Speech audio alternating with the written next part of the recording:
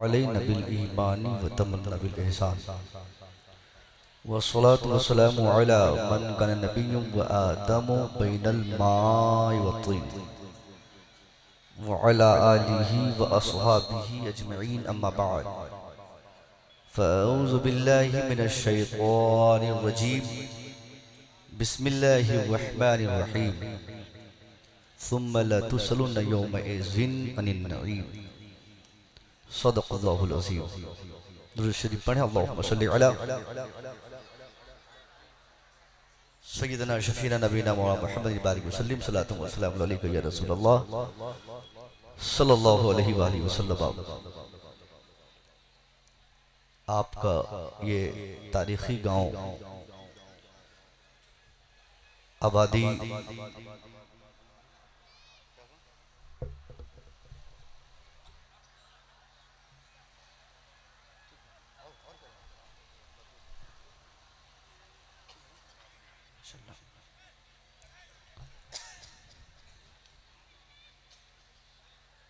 मजौलिया क्योंकि उलमा का उदबा का मस्कन है। हम लोगों की जब आमद हुई इस गांव में कमेटी के बच्चों ने जोरदार तरीके से इस्तकबाल भी किया जी माशाअल्लाह। और ये इस बात को बताने के लिए काफ़ी है कि यहाँ के नौजवान उलमा की इज्जत के मामले में काफ़ी ट्रेंड हैं। बेशक बेशक। तबीयत खुश हो गई। अल्लाह करम फरमाए। कमेटी के गांव के हर फर्द को अल्लाह नेक अमल की तौफीक दे और बदले में दारिन की सादतें अता फरमाए। आमीन सुम्मा आमीन। स्टेज पर हिंदुस्तान के मशहूर तरीन सनाखारों में एक नाम जिनका आता है, शहर नैनीताल से तशरीफ लाए हैं, उनको भी आपको समात करना है।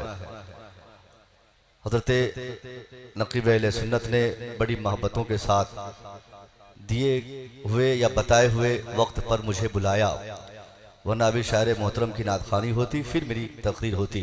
जी बेशक। मगर उसूलन और ज़रूरतन कहिए कि मैंने वक्त मांगा और हमें वक्त हज़रत ने कमेटी वालों ने इनायत फरमाया। सरपरस्ते जलसा हुजूर नूरी साहब क़िबला और सदर जलसा मिसबाह साहब क़िबला व दीगर उलमा हज़रात तशरीफ़ फरमा है। मेरे पास तमीदी गुफ्तगू के लिए हमेशा वक्त कम रहता है, चूँकि बातें बहुत ज़्यादा करनी रहती हैं और फिर बहुत दूर भी जाना रहता है, जिसकी मुनासबत से तमीदी गुफ्तगू में तारुफ और अहवाल सफ़र और हालात ज़िंदगी बयान करके मैं आपका कीमती वक्त लेना कतन पसंद नहीं करूँगा। वाह वाह वाह। मैंने एक आयत पढ़ी है, अल्लाह फरमाता है सुम्मा लतुसअलुन्ना यौमइज़िन अनिन नईम, फिर तुमसे तेरा रब एक एक नेमत के बारे में सवाल करेगा।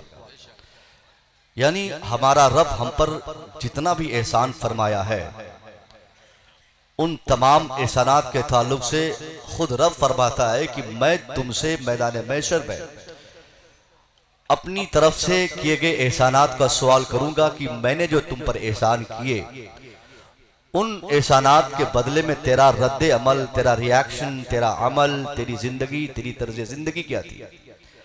बस इस आयत करीमा के मफहूम के तनाजुर में दो चंद बातें जो मेरे ज़हन और दिमाग में आएंगी मैं आप तक पहुंचाने की कोशिश करूंगा, इस ख्याल के साथ कि आप में इस्लाह मुआशरा कॉन्फ्रेंस में शिरकत का सही और बेहतर फ़ायदा आपको मिलना चाहिए।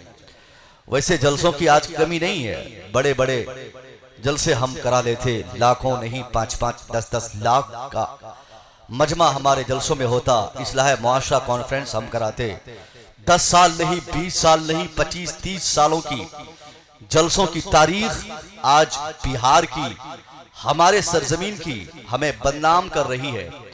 जिस इलाके और जिस खित्ते में इस्लाह मुआशरा कॉन्फ्रेंस हो और मुसलमान जिसमें पैसे दें, चंदा दें, खिदमात अंजाम दें, मेहनतें करें, 3 महीने की मसरूफियात के बाद तब एक रात के लिए इस्लाह मुआशरा कॉन्फ्रेंस वजूद में आए और फिर समाज में इस्लाह न हो, तो यह हैरत की बात है साहब कि हम इस्लाह के लिए जलसा करें और हमारी हालत जस की तस हो।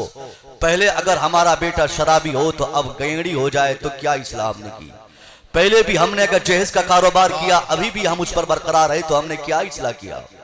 पहले अगर हमने गाया पिया तो आज भी उसी तरीके कार पर हमारा अमल है, तो हमने हमारे अंदर कहां इस्लाह आई? पहले भी जहालत, आज भी जहालत। इसका मतलब है 25 सालों की तारीख बिहार के जलसों की सिर्फ ड्रामा, तज़िया औकात और फजूल खर्ची पर हमने मुनासिर किया है। इल्ला माशाअल्लाह अगर यही सब होता रहा तो ये हमारा बड़ा पिंडाल का जलसा, इस्लाह मुआशरा कॉन्फ्रेंस का इश्तिहार, ये हजारों लाखों के महंगे हमारे उलमा, ये करोड़ों के कीमती पीरान, ये हजारों के हमारे शोरा, ये करोड़ों के हमारे सामीन, ये सारी मेहनतें खाक में मिलती रहेंगी। कोई फायदा बेहतर हमारे सामने नजर नहीं आएगा अगर हम और आप अमल नहीं करेंगे। बेशक बेशक। असल मकसद होता है साहब इस्लाह, असल मुद्दा है कि कौम में तब्दीली आए। इस तब्दीली के लिए जो करना पड़े हमें करनी चाहिए। मेरी बात इस तरफ ज्यादा तूल न हो जाए। मैंने जो आयत पढ़ी, रब ने क्या कहा कि मैं तुमसे अपने एहसानात के ताल्लुक से सवाल करूंगा। अब रब का एहसान क्या है साहब? खुद अल्लाह फरमाता है, व इन तउद्दू निअमतल्लाहि ला तुहसूहा। If you want to count the entire wealth of Allah, you cannot count it. अगर तुम अल्लाह की सारी नेमतों को गिनना चाहो, जितनी नेमतें रब ने तुझे दी है, शरीर का सारा पार्ट पुर्जा अल्लाह की नेमत, शरीर के सारे हिस्से, सारे एलिमेंट्स, हमारा सेल सेल में खून, खून में जान, ये सारी चीजें अल्लाह के एहसानात है। ये तो साहब दाखिली एहसानात। खारजी एहसानात अगर हम काउंट करना चाहे तब भी, दाखिली एहसानात गिनना चाहे तब भी, कुरान का ऐलान आम है, तुम अल्लाह के एहसानात को जिंदगी भर गिनना चाहो, तेरी पूरी जिंदगी खत्म हो जाएगी, मगर तुम अल्लाह के सारे एहसानात को काउंट नहीं कर सकते।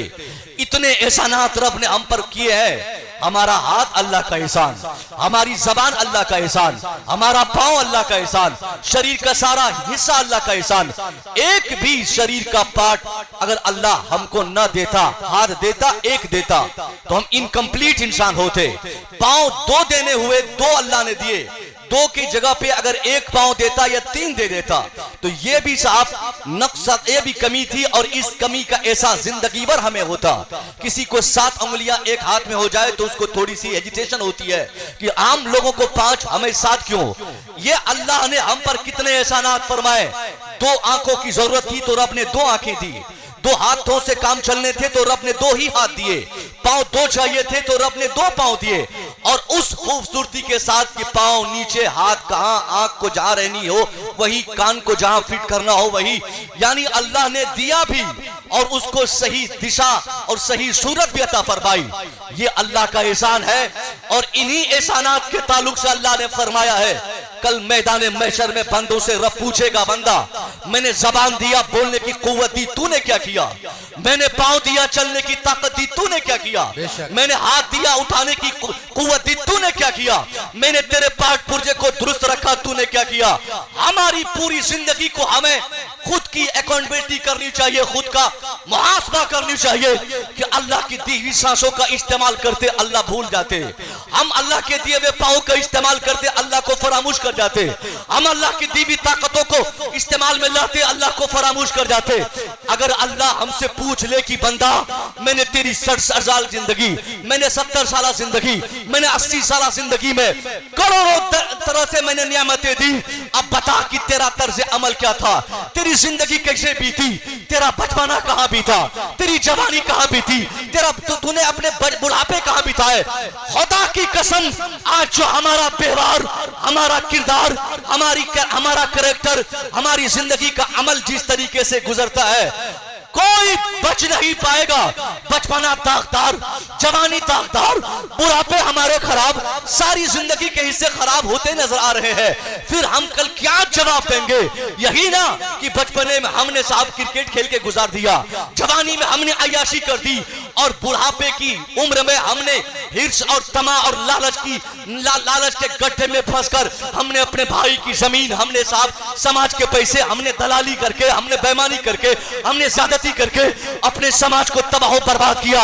इसलिए साहब आप इस अजीम शान जलसे में आए हैं तो इसका एहसास आपको होना चाहिए। मैं जानता हूं यहां सब लोग करोड़पति नहीं, यहां सब लोग खरबपति नहीं, यहां सबके पास गाड़ी नहीं, यहां सबके पास 5 तल्ला मकान नहीं, मगर जो भी है, जैसे भी है, काले हैं तो उन पर भी अल्लाह का एहसान है, गोरे हैं तो उन पर भी अल्लाह का एहसान है, अमीर हैं तो उन पर अल्लाह का एहसान है, फकीर हैं तो उन पर अल्लाह का एहसान है। कोई नहीं कह सकता कि हम पर अल्लाह का एहसान नहीं, क्योंकि अल्लाह का सबसे बड़ा एहसान तो हमें हर सेकेंड में दिखाई देता।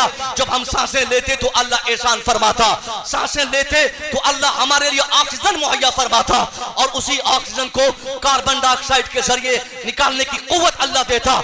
एक एक सेकेंड पे कौन गरीब है जो कह सकता है कि मुझ पर अल्लाह का एहसान नहीं, मुझ पर अल्लाह की नेमत नहीं, मुझ पर अल्लाह की भलाई नहीं? हाँ, अगर वो कहेगा, अल्लाह अगर उसकी सांसें रोक दे, कार्बन डाइऑक्साइड के रास्ते बंद कर दे, तो मौत यकीनी है। फिर दोबारा उसको ऑक्सीजन लेने की ताकत उससे अल्लाह छीन ले, तब भी मौत यकीनी है।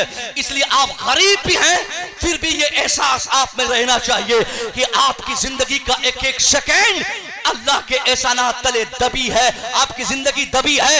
आपको हमेशा यह कहना होगा, ए अल्लाह तेरा एहसान है कि तू हमें कम से कम जिंदा तो रखा है, उन मुर्दों से बेहतर है जो कब्रों में लेटे हैं। अगर अल्लाह का एहसान आपसे हट जाए तो आप मर जाएंगे, और मरने के बाद भी अल्लाह का एहसान रहता है साहब। अल्लाह एहसान फरमाना छोड़ दे तो जहन्नम में जलना यकीनी है। अल्लाह एहसान करना छोड़ दे तो कब्रों में बिच्छू सांप डसेंगे, और वहीं से अज़ाब कब्र से ही हमें अज़ाब जहन्नम का एहसास होगा। इसलिए हर तरह से इंसान को सोचना चाहिए कि मेरा रब का बड़ा एहसान है। तो जब रब का एहसान आप पर है, आप पर रब ने एहसान फरमाया है, वो एहसान सांसों की सूरत में। अब आप कहिएगा, हजरत ये सांस कैसे अल्लाह का एहसान है? मैं आपको बताऊं साहब, लॉकडाउन पीरियड में एक खबर मेरे पास आई, मैंने मोबाइल के स्क्रीनशॉट यानी तराशे को मोबाइल के स्क्रीन से मैंने बहुत दिनों तक महफूज रखा। इटली में एक शहर, पता नहीं वो नाम जहन से निकल रहा है, उस शहर का एक शख्स 93 साल उसकी उम्र हो चुकी थी। 93 साल तक कभी डॉक्टर का दरवाजा नहीं खटखटाया, मगर 93 साल लॉकडाउन के पीरियड में, आपको बताऊं कि लॉकडाउन के पीरियड में अमवात कितनी हुई। हिंदुस्तान तो बहुत दूर की बात है, खुद America, German, Japan, Malaysia, Indonesia, जिन ममालिक को अपने मेडिकल फैसिलिटीज पर बड़ा गुरूर है कि हमारी मेडिकल सुविधा दुनिया के दूसरे कंट्रीज से बेहतर है, वहां भी ऐसी बातें देखी गई, पाई गई कि साहब एक कब्र में 5-5, 10-10 लोगों को दफनाया गया, इतनी मौतें हुई। उन अमवात का कारण क्या था? उन अमवात को अगर हम मुलाहाजा करें कि किस वजह से हुई, कोरोना से नहीं, वो सिर्फ ऑक्सीजन की कमी की बुनियाद पर, सांस लेने की दिक्कत की बुनियाद पर, सांस लेने के दरवाजे जैसे जैसे बंद होते गए, अमवात बढ़ती गई। इसलिए 5 लाख, 10 लाख, 15 लाख, 20-20 लाख में लोगों ने 5 लीटर, 3 लीटर का ऑक्सीजन सिलेंडर खरीद कर अपने अपने अजीजों को बचाया था। हमने अखबारात में पढ़े थे और हालात हमने देखे थे, ऐसी परिस्थिति थी हमारे समाज में।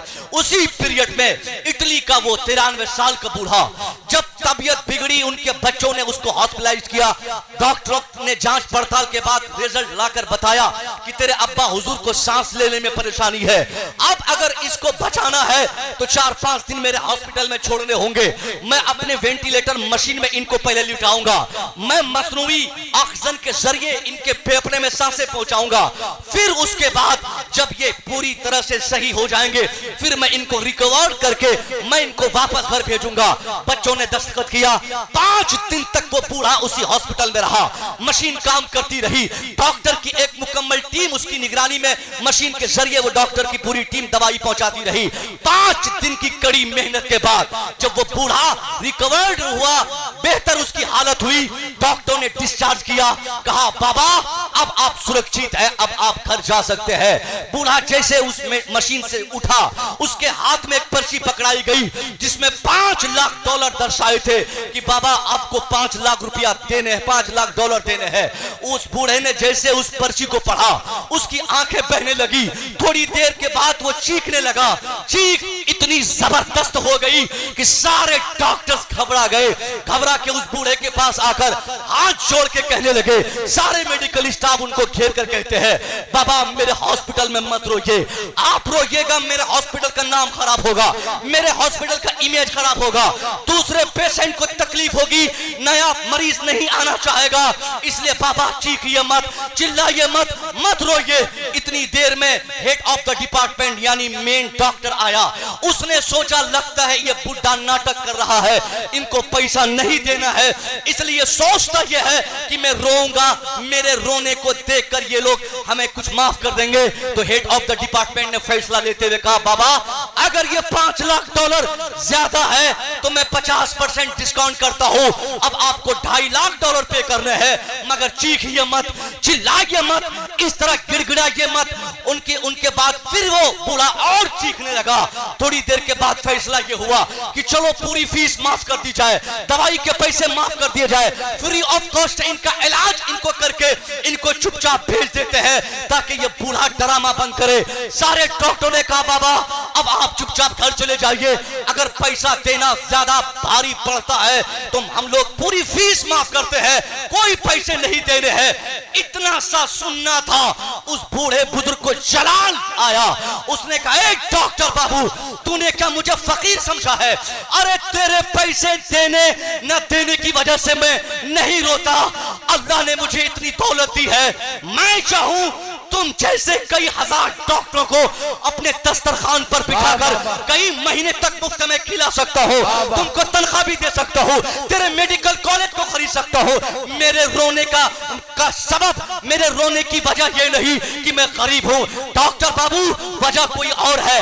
डॉक्टर ने कहा, बाबा पर्ची आपके हाथ में है, रो आप रहे हैं, पैसे आपको पे करने हैं, तो मैं कोई और दूसरा कारण क्या समझूं? कहा, डॉक्टर अगर तुमको इसकी वजह समझनी है, मेरे करीब आ जा, मैं बताता हूं कि मेरे रोने का कारण क्या है। सारे डॉक्टर्स करीब आ गए, सारी नर्सेज आ गई, हेड ऑफ द डिपार्टमेंट आ गए, सबको खड़ा करके डॉक्टरों को समझाते हुए उस बाबा ने कहा, सुन डॉक्टर्स, अगर तुमको मेरी वजह समझनी है रोने की तो सुन कान खोलकर, तुम लोग बताओ इंसाफ से, कितने दिनों तक तूने अपनी मशीनों के जरिए मेरे फेफड़े में सांसें पहुंचाई? कहा, बाबा 5 दिन तक। मशीन कितना काम की? कहा 5 दिन तक। तुमने कितनी मेहनत की? कहा 5 दिन तक। कहा इसके चार्जेस कितने जोड़े? कहा $5 लाख। कहा यही तो रोने का कारण है कि तुम जैसा डॉक्टर 5 दिन तक अपनी मशीन के जरिए बाजार से ऑक्सीजन खरीद कर मेरे फेफड़े में पहुंचाओ तो एक दिन में यानी 24 घंटे में एक मरीज से $1 लाख लेते हो। डॉक्टर बाबू मेरे रोने का कारण यही है कि मैं अगर तुझे पैसा 5 लाख नहीं 50 लाख दे दूं, कोई दिक्कत की बात नहीं, मगर रोने का कारण यह है कि जब डॉक्टरों के यहाँ आकर एक पेशेंट 24 घंटे की सांस के बदले $1 लाख का मकरूज होता है तो वो अल्लाह की दी हुई सांसों की कीमत कितनी थी जो अल्लाह माँ के पेट से सांसें दे रहा है। मैं बचपने में था, अल्लाह सांसें देता, मैं जवानी में था, अल्लाह सांसें देता, आज मैं 93 साल का हो गया।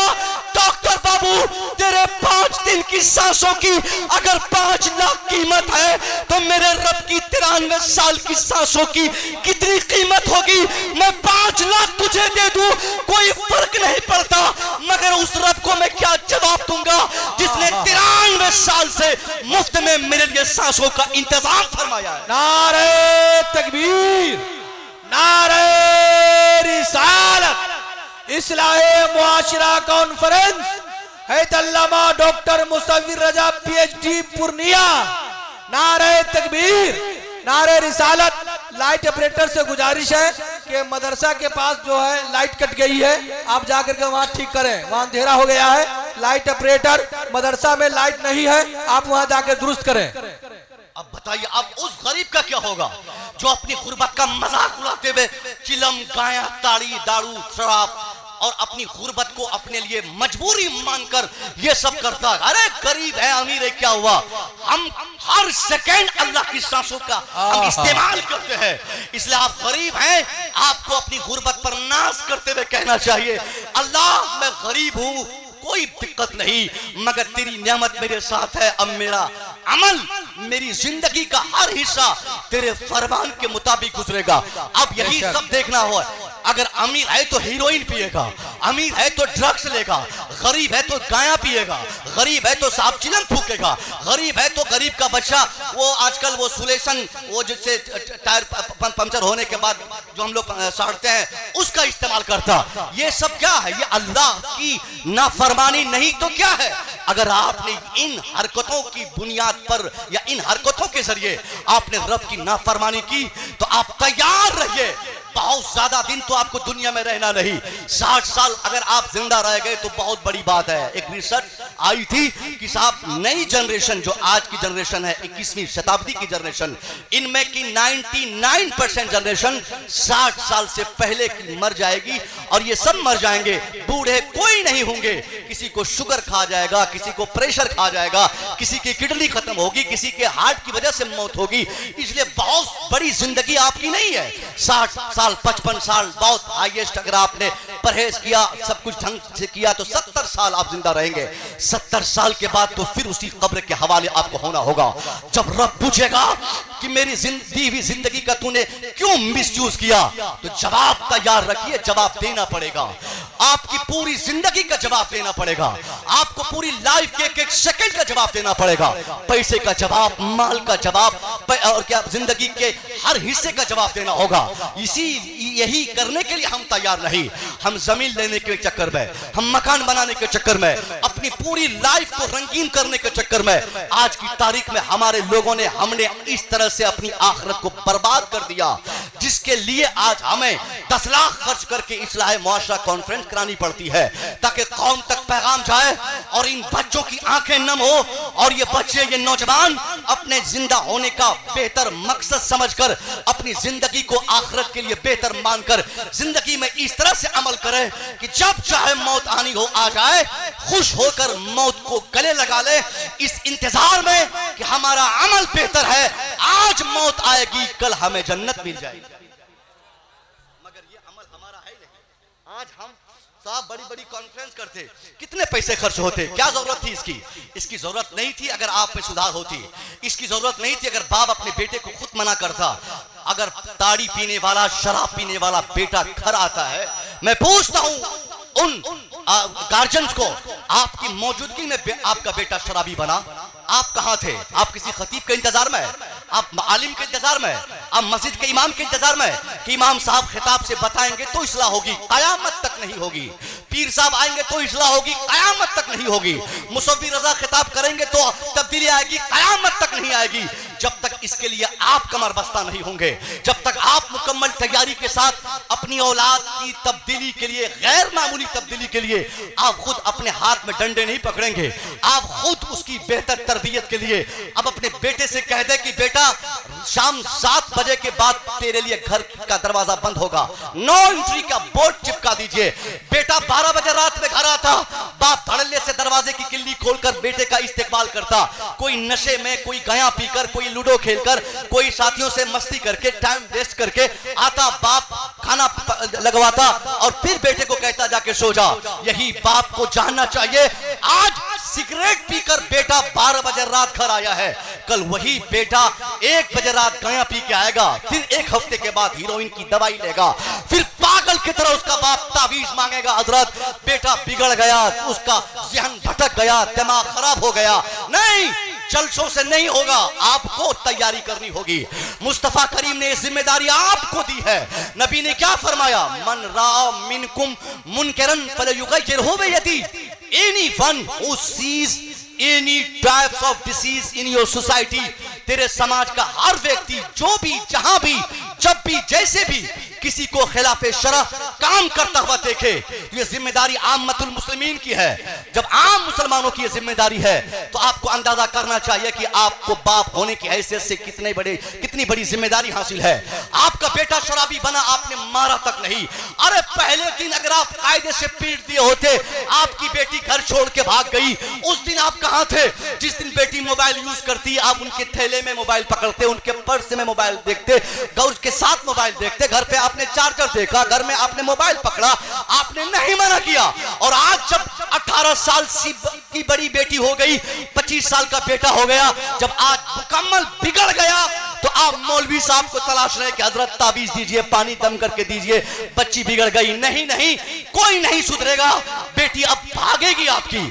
अब हमारी बेटी समाज छोड़ेगी जैसा आजकल छोड़ रही है। इसके शुद्ध बाप के लिए, इसको रोकने के लिए आपको तैयार होकर अपनी बेटी की गलती के लिए माओ को तैयार होना होगा, बेटों की गलती के लिए बाप को तैयार होना होगा। जैसे आप देखते हैं कि बेटा मेरा बिगड़ रहा है, इस्लाम के पैगंबर ने जो आपको ऑथोराइज्ड किया, अख्तियार दिया मारने का, पहली गलती नो माफी, नो अप्लाइजेशन, कोई माफी नहीं, कोई गलती, कोई क्षमा नहीं। पहली गलती बेटा करके आ जाए, सिगरेट पिए, अभी माफी नहीं, पहले उसे कायदे से कॉलर पकड़ के बीच चौराहे पे लाकर जो बाप ये जरूरत दिखा दे कि आज मेरा बेटा सिगरेट पिया है, बीच चौराहे पे कॉलर पकड़ के अपनी जूती निकालकर 5 जूती लगातार उसके सर पर मारे उसका बाप, और ये कहते हुए कि नादान आज तूने सिगरेट पिया, बोल के और कभी नहीं पिएंगे, बोल के अभी कभी नहीं पिएंगे, बोल अभी कभी नहीं पिएंगे। 5 बार लगातार पूरी ताकत से अपने बेटे के सर पर 5 जूती मारेगा, और वही माँ अपनी बेटी के हाथ में मोबाइल पकड़े, मोबाइल देखते ही उसका बाल पकड़ के चप्पल उठाकर 5 चप्पल चेहरे पर कायदे से मार दे। मैं कसम खा के कह सकता हूँ उसकी बेटी जब तक अपने बाप के घर में रहेगी, शादी से पहले मोबाइल टच करना अपने लिए हराम समझ लेगी। उसका बेटा अपने लिए कोई भी नशा अपने लिए हमेशा जिंदगी भर के लिए हराम समझेगा। उनकी इस्लाह के लिए अब न किसी आलिम की जरूरत होगी, न पीर की जरूरत होगी, न खतीब की जरूरत होगी। वाह, नारे तकबीर, नारे रिसालत, इस्लाहे मुआशरा कॉन्फ्रेंस, मसलके आला हजरत फैजाने सरकारे मुफ्ती आजम हिंद हैतल्लामा डॉक्टर मुसव्विर रजा मिसबाही, नारे तकबीर, नारे रिसालत। आप कह रहे होंगे कि हजरत ये मारने पीटने की बात कहां से आ गई? मुस्तफा ने क्या फरमाया? मन रा मिनकुम मुनकरन फलयुगय्यिरहु बियदी। सरकार ने हाथ से सजा देने को कहा, हाथ से तब उस गुनाह को बदलकर अच्छाई में बदलने की कोशिश करने को कहा। हाथ का मतलब हाथ से डंडे उठाए जाते हैं, चप्पल और जूते उठाए जाते हैं, जो मयस्सर हो कायदे से मारिए। अभी मैं खाना खा के थोड़ी देर के लिए मैं टहलने गया, पूरे रास्ते में 12 से 15 साल के 2500 बच्चे सिगरेट पीकर धुआंधार एकदम सिगरेट पी रहे कि जो साहब मेरे साथ गए उसने कहा अरे ये मुसव्विर रजा साहब है। उसके बाद धीरे से तब वो शर्माया। अब ये हालत है, जब सड़कों पे चलते हुए बच्चे सिगरेट पिएंगे तो इसका मतलब है कि वो पर्दे के पीछे गया पीते होंगे, कोई बड़ा नशा करते होंगे। आप इनकार नहीं कर सकते इससे कि हजरत ये शराब के खिलाफ आप क्यों बोलते हैं, नशे के खिलाफ क्यों बोलते हैं? ऐसा हो रहा है, इसीलिए इस्लाह मुआशरा कॉन्फ्रेंस की जरूरत पड़ी ताकि इसकी इस्लाह हो। मैं चाहूंगा इसमें अगर कलेजे में दम है, 2-4 बच्चे जिनको नशे की आदत है, खुदा की कसम आज सरेआम अगर ये उलमा की निगाहों के सामने अगर कोई इकरार करके, या तो अगर उससे हो सके तो खड़े होकर हाथ उठा के बोले कि हजरत मैं तौबा करता हूं, वरना दिल से ही तौबा करे कि आज के बाद उसको नशा नहीं करना है, उसे शराब नहीं पीनी है, उसे ताड़ी और कयान नहीं पीना है, उसको अपने नस्ल की हिफाजत की कोशिश करनी है। अगर आप में कोई कर रहे हैं तो आप तौबा करेंगे, उलमा गवाह हैं, इन उलमा की दुआएं और इनका करम आपके साथ होगा, आपकी तौबा कबूल होगी, आपकी दुनिया भी बदलेगी, आपकी आखिरत भी बदलेगी। वाह वाह वाह, माशाअल्लाह। तौबा करो, मैं पकड़ के नहीं मारूंगा। हम लोग मारने के अख्तियार हम लोगों को हासिल नहीं है। हम लोग सिर्फ पैगामात दे सकते हैं, हम इमोशनल कर सकते हैं, आपको जज्बाती बना सकते हैं, बस इतना करेंगे, रोला देंगे, हंसा देंगे और झटका दे देंगे। मगर तब्दीली के लिए आपको खुद से गुंजाइश निकालनी होगी। इन्नल्लाह ला युगय्यिरु मा बिकौमिन हत्ता युगय्यिरु मा बिअनफुसिहिम। Allah does not change the condition of the nation until they change their own condition themselves. रब ने क्या कहा? अल्लाह उस कौम की हालत उस वक्त तक नहीं बदलता जब तक वो कौम अपनी हालत की तब्दीली के लिए खुद को आमादा ना कर ले। आपको खुद से तैयारी करनी होगी कि हमें बदलना है, हमने बहुत जिंदगी खराब की। ये तो शराब की बात थी साहब। अगर हम अपने समाज की इस्लाह की बात करें, कोई कोई कोई पहलू ही है हमने नहीं छोड़ा जहां पे इस्लाह की जरूरत न पड़े। बचपने से बुढ़ापे तक हमने गंद मचा दिया, हमने समाज को उजाड़ दिया, हमने मुसलमान होने का मतलब भुला दिया। हमको मुसलमान होने से कोई मतलब ही नहीं रहा। हमने टट्टी और दीवार और नफरतें, हमने सब कुछ अपने समाज में ला दी। आज मुसलमान होने की हैसियत से कोई एक गांव का मुसलमान बोले कि हजरत हम मुसलमान अपने गांव में बहुत मिलनसारी से रहते हैं, मिलनसार हैं, मोहब्बत से रहते हैं। नहीं, नफरती हैं हम मुसलमान हैं। गोया नफरत तो हमारे यहाँ होगी 100% होगी। नफरती हम हो ही गए हैं। हमने सारी अलामतें भुला दी। हमारे अंदर शराब की बुरी खसलत, हमारे अंदर बेहयाई की बुरी आदत, हमारे अंदर जहालत की लत, हर एंगल से हम आज बर्बाद हो चुके हैं। तबाही बिल्कुल आने को है और हम गुलफाम हस्सानी जैसे शायर को बुलाकर हम यही कुछ टाइम में मुब्तला रहते हैं। साहब गुलफाम साहब ने ख्वाजा गरीब नवाज के ताल्लुक से एक शेर पढ़ा था, ये ख्वाजा का हिंदुस्तान है। अब ख्वाजा के हिंदुस्तान में रहते हैं तो कोई हमको भगा नहीं पाएगा। ये शायर साहब हैं, ये बेचारे मेहमान हैं, हम खतीब हैं, हम भी मेहमान हैं। हम लोग आपको जज्बाती बनाकर चले जाएंगे, मगर सच्चाई ये है कि ख्वाजा का हिंदुस्तान है तो क्या हुआ?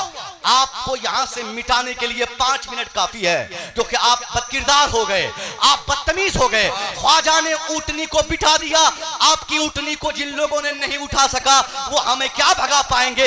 ये सिर्फ कहने में मजा मिलता है, वरना वो भगाने पे वो लोग आ जाएं। मैं कहता हूं घड़ी देखकर 5 मिनट काफी है। 5 मिनट में पता नहीं चलेगा आपके घर के रास्ते किधर से थे, घर का दरवाजा कहां खुलता था, आपकी छत किधर थी, आपका मकान कहां था। बड़ी बड़ी इमारतें गिर गई और आप चौपरपट्टी को बचाकर बोलते कि जब ऊंटनी नहीं हट पाई तो हम कैसे हटेंगे। ख्वाजा की ऊंटनी इसलिए बैठी कि ख्वाजा गरीब नवाज ने वो किरदार इस्लाम का पेश किया था। मुस्तफा की मोहब्बत का जो हसीन किरदार आपने पेश किया, उसकी बरकतें आपको मिली। अल्लाह का खुसूसी करम आप पर था कि आपका एक इशारा पाकर ऊंटनी बैठ गई तो राजा ऊंटनी को उठा नहीं पाया। मगर आज के राजा महाराजाओं को इतनी कुव्वत हासिल है हम इतने बदकिरदार हो गए कि वो जब चाहेंगे चुटकी में हम हमारे खात्मे के लिए काम करेंगे और हमारा वजूद खत्म होगा। आपको अगर इन सारी चीजों से लड़ना है, आपको अगर अपना वजूद बचाना है, तो सबसे पहला काम ईमान मजबूत किया जाए। आपको बताऊं ये जमीन के बारे में, धरती मिट्टी की आदत है किसी भी अब्सॉर्ब की हुई चीज को वो कभी वापस नहीं करती। मगर फारूक आजम के ताल्लुक से हमने क्या सुना कि फारूक आजम ने मिट्टी से कहा था, ए मिट्टी, ए जमीन, इस बुढ़िया के तेल को वापस कर दे, वरना मैं किसी बेनमाजी को यहीं पे दफना दूंगा। अब बताइए, मिट्टी जब फारूक आजम की बात सुनती है तो ऑब्जर्वेशन के बाद, तेल को अब्सॉर्ब करने के बाद वापस कर दी। वो फारूक आजम का ईमान था। आज हम चीखते रह जाएं बारिश के लिए कि अल्लाह तू बारिश रहमत फरमा दे, हम चलकर मर जाएंगे, मगर हमारा रब हमसे इतना नाराज है कि अल्लाह बारिश नहीं फरमाएगा, क्योंकि हम ईमान अपना कमजोर कर चुके। पहली फुर्सत में हमें अपने ईमान को मजबूत करना है, उसके बाद अकीदे की मजबूती हमें लानी है। ईमान और अकीदा जब मजबूत हो जाए, फिर अमली एतबार से अपने समाज को जिंदा रखने के लिए जिन जिन चीजों की जरूरत पड़ती है, जैसे कि तालीम की जरूरत है तो तालीम लाएं, इत्तेहाद की जरूरत है तो इत्तेहाद लाएं, पॉलिटिक्स की जरूरत है तो सियासत लाएं। इन सारी चीजों को लाकर अपने समाज में अक़वाम आलम के मुकाबले में अपने को लाकर फिर वो दुनिया से कह सके, ए दुनिया, अब मेरे वजूद का खात्मा मुमकिन नहीं, क्योंकि मेरा बेटा अब डॉक्टर बनने लगा, मेरा बेटा अब आईएएस बनने लगा, मेरा बेटा भी आईपीएस बनने लगा, मेरा बेटा भी ऑफिसर बनने लगा, मेरे बेटे भी अब ऑफिसर बनने लगे, पढ़ लिख लिए, तालीम याफ्ता हो गए। वरना सिर्फ नारा से नहीं होगा। आपने क्या किया? उन लोगों ने, आप जिसको अपना मुखालिफ समझते हैं, उन लोगों ने अपने बेटे को ऑफिसर बना दिया, आपने अपने बेटे को मजदूर बना दिया, उन लोगों ने अपने बेटे को डॉक्टर बना दिया, आपके बेटे शराबी बन गए, उनके बच्चे ऑफिसर हो गए, आपके बेटे कलकत्ता, हरियाणा, पंजाब, दोहा, कतर, ओमान, न जाने कहां कहां जाकर मजदूरी करके भेड़ियां बकरियां चराकर आपके बच्चों ने जिंदगी खराब कर दी और दूसरों के बच्चे ऑफिसर बन गए। मैं डंके की चोट पे कहता हूं, इस ब्लॉक में आप सुबह ब्लॉक जाइए, अगर आपके 10% 20% की आप बात करते हैं ना कि हम 20% है, 20% ऑफिसर या कर्मचारी किसी भी ब्लॉक में पूरे बिहार में अगर आप दिखा दे, मैं 1 साल की तनख्वाह आपके नाम कर दूंगा। 20% छोड़िए, मुसलमान 10% दिखाने को तैयार नहीं। 10% छोड़िए, 5% भी कर्मचारी न ब्लॉक में आपके बेटे, न साहब डिस्ट्रिक्ट में आपके बच्चे, न किसी राज्य में आपके बच्चे, न साहब दिल्ली में आपके बच्चे, तो किस बात की तब्दीली आएगी? कैसे आप बचेंगे? आप 20% हैं तो मतलब इसका यह होना था कि 100 अफराद जहां होते वहां पर 20 बच्चे आपके होते, 100 डॉक्टर्स में 20 आपके बच्चे, 100 इंजीनियर्स में 20 आपके बच्चे, 100 ऑफिसर्स में 20 आपके बच्चे, 100 आईएएस में 20 आपके बच्चे, 100 आईपीएस में 20 आपके बच्चे, मगर 20 नहीं, यहां 1-2 अगर बन भी गए तो बहुत बड़ी बात नहीं।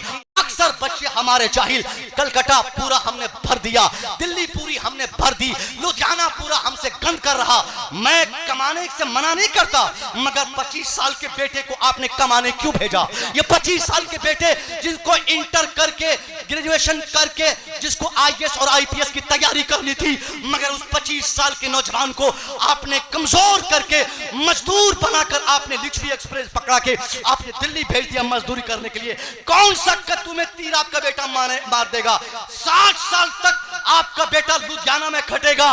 जब 60 साल के बाद घर की वापसी होगी तो सिर्फ 2 कमरे का मकान, 1 स्कॉर्पियो गाड़ी, 1 कट्ठा शहर में जमीन, इससे जायद कोई दौलत आप नहीं दिखा सकते। और अगर उसी जगह पर आप अपने बेटे को पहले पढ़ा लेते, उसको पहले ज्ञान दे देते, उसकी तालीम में पुख्तगी की कोशिश करते, जमीन बेचकर, घर बेचकर, मकान बेचकर, दुकान बेचकर, जेवरात बेचकर, जो बेचना होता आप बेचकर अपने बच्चों को अगर आप पढ़ा देते तो आज भी आपका बेटा लिच्छवी एक्सप्रेस पकड़ता, मगर टॉयलेट में बैठ के नहीं जाता, फर्स्ट क्लास एसी का टिकट होता, फिर वो दिल्ली जाता, वहां जाकर मजदूरी नहीं करता, बल्कि बाहैसियत डॉक्टर या बाहैसियत इंजीनियर या बाहैसियत आईएएस या आईपीएस उसकी तकरीरी होती। और आप देखते नारे तकबीर, नारे रिसालत, इस्लाहे मुआशरा कॉन्फ्रेंस, मजहब इस्लाम, हैदल्लामा डॉक्टर मुसव्विर रजा मिसबाही, नारे तकबीर, नारे रिसालत। माशाअल्लाह, आपको तालीम पे काम करना है, कोई काम आपने नहीं किया, तालीम क्या कर दिखाया आपने?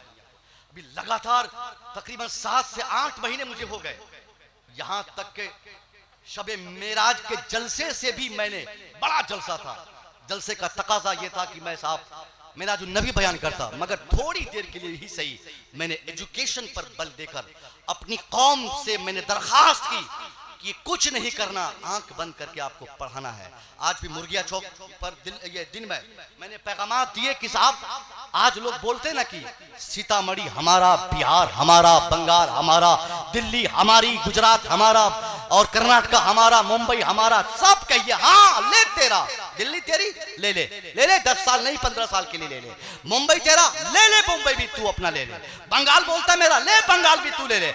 हमको कान धरने की जरूरत नहीं है, हमको लाठी लठवल नहीं करना, हमको जंगो कत्ल क़िताल नहीं करने, हमको खून रेजिया नहीं करनी, हमको एहतजाज और प्रोटेस्ट के लिए आंसू और खून नहीं बहाने। हम आंख बंद कर ले। कोई कुछ बोलता है कि भारत मेरा है, कचहरी मेरी है, डीएम मेरा है, एसपी मेरे हैं, ऑफिसर मेरे हैं, आप कहिए बाबू सब कुछ तेरा, और आप अपने लिए सिर्फ किताब के बारे में बोलिए कि किताब मेरी, आप कहिए कि कलम मेरा, आप कहिए कि नॉलेजेस मेरी, आप कहिए कि इल्म मेरा, आप कहिए स्कूल्स हमारे, आप कहिए इदारे हमारे। और ये 10 साल तक आप कड़ी मेहनत करके अपने बच्चों को पढ़ा दीजिए, 10 साल के बाद आप एकदम बदलाव देखेंगे। ये सारे कहने वाले अगर जिंदा रहें तो ये खुद देखेंगे, वरना इनकी लेंगड़ी लूली आने वाली नस्लें मुलाहाजा करेंगी कि 10 साल के बाद इनकी नस्लें देखेंगी, इनका वो मकान भी होगा, इनकी वो बिल्डिंग भी होगी जिस पे नाज है, इनके अदलिया भी होंगे जिस पे नाज है, इनके ऐवान भी होंगे जिस पे नाज है, इनके कचहरी भी होंगे जिन पे इनको नाज है, मगर सारी इमारतें होंगी उनकी इमारत में, उनके ऑफिसेस में, उनके घरों में, उनकी कुर्सी पर बैठकर कलम चलाने वाला अगर कोई होगा तो वो सिर्फ आप होंगे या आपका बेटा होगा। वाह वाह वाह वाह वाह वाह, बेशक, जिंदाबाद, अल्लाह अकबर, या रसूल अल्लाह, जिंदाबाद जिंदाबाद। नहीं छोड़ेंगे। बताइए, इस पर इनको नारा नहीं लगाना था। इनको ना तो अब पढ़ने से मतलब है, इनको ना तो अब पढ़ाई से मतलब है, ये सिर्फ जज्बाती होकर ये नारे मारे हैं। अल्लाह खैर फरमाए और बेहतर बदला इनको अता फरमाए। नारा तो मारना था वो मजदूरों को, नारा मारना था उस जालिम बाप को जिसने अपने जवान बेटे की तालीम ड्रॉप कर दी। नारा मारकर, नारा लगाकर कहना था, हजरत मैंने अपने जवान बेटे की जिंदगी और उनके मुस्तकबिल में आग लगा दिया। एक बेटा तो दिल्ली का नौकर बन गया, अब बाकी के बच्चे को हमें पढ़ाने को तैयार हूं। उन लोगों को खड़े होकर नारा लगाना था।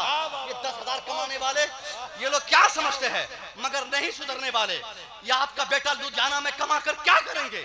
आज नहीं 5 साल के बाद लुधियाना भेजिए, पहले पढ़ाइए उसको, पढ़ाइए। स्कूलों में हमारे बच्चे नहीं, कॉलेजेस में हमारे बच्चे नहीं। मैं आज इस जलसे से कतन ये नहीं कहूंगा कि आप अपने बेटे को आलिम बनाइए।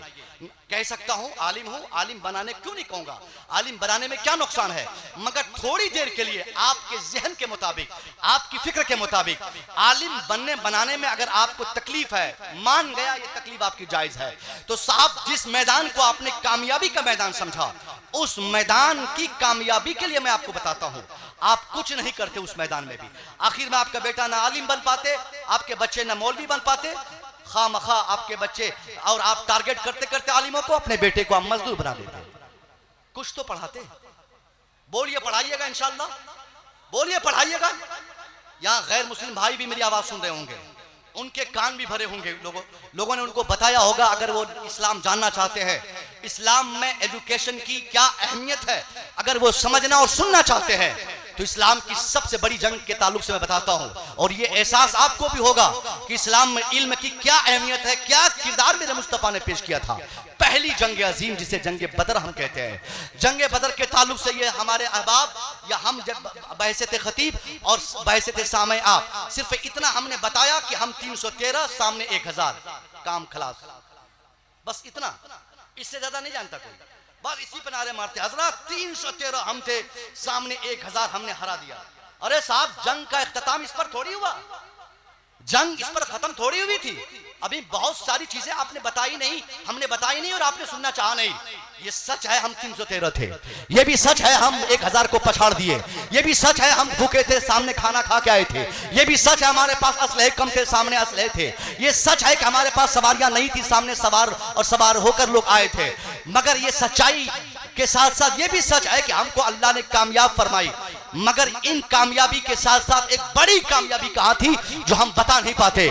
जब मुसलमानों को जीत नसीब हुई, मुसलमानों ने जब दुश्मनों को, मुखालफिन को पकड़ा, रस्सी से बांधकर या किसी तरह भी घेर कर, मुसलमानों ने जब अपनी जेलों में उन दुश्मनों को, मुखालफिन को जंग के इख्तिताम के बाद डाल दिया, उसकी फेहरिस्त तरतीब दी गई, कितने लोगों को हमने जेल में रखा, नाम क्या है, पता क्या है, गुनाह क्या है, किसने तलवार चलाई थी, कौन तलवार ताना था, किस पे तलवार ताना था, उसकी पूरी डिटेल जब लिखकर हुजूर के सामने पेश की गई कि सरकार ये वो अस्मा है, ये वो नेम्स है, ये उन लोगों की फेहरिस्त है जिन लोगों को हमने जंग के आखिर में पकड़ के अपनी जेलों में डाला है।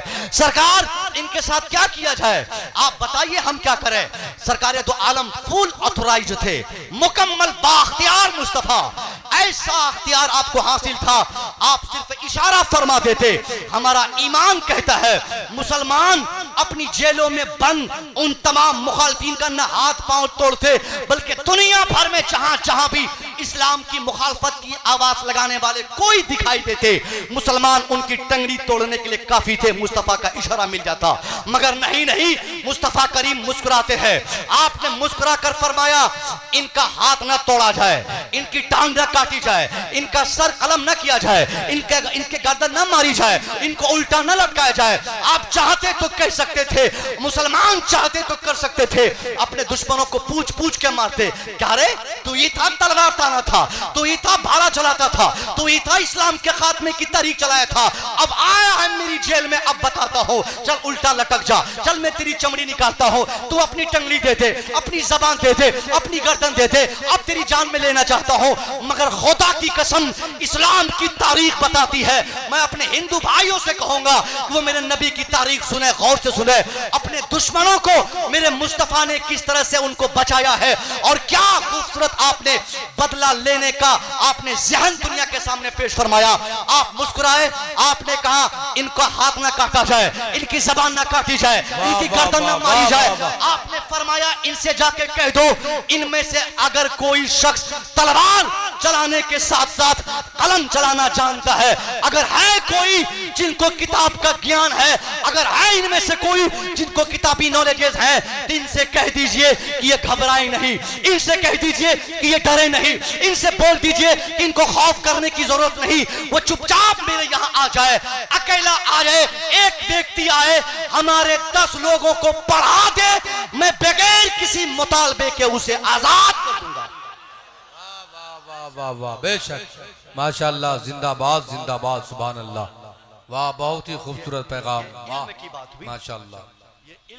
इल्म के ताल्लुक से मेरे मुस्तफा ने जंग में आखिरी वक्त में आपने जो किरदार पेश किया था, क्या मुसलमानों का हक नहीं है कि उस एजुकेशन की अहमियत को समझे? मैंने आज ही मुर्गिया चौक पे कहा, नमाज से बड़े इंपॉर्टेंट शय का नाम एजुकेशन है।